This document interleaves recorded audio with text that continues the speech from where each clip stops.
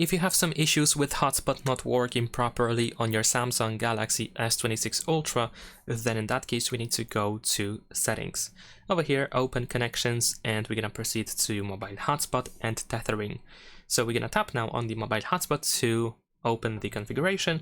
And in here, the first thing that you can do is go to the band over here. So if we go to the band, then of course we should be able to adjust the performance or compatibility.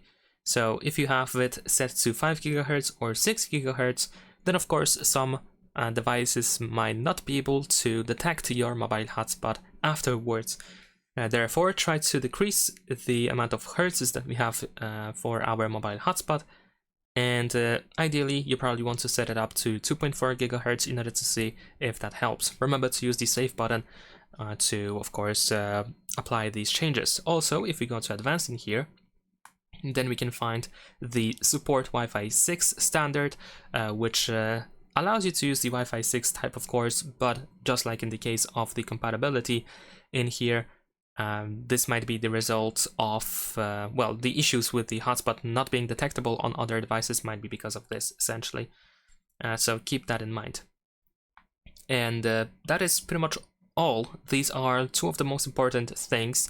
Actually, no, there's also the third one, which is the hidden network.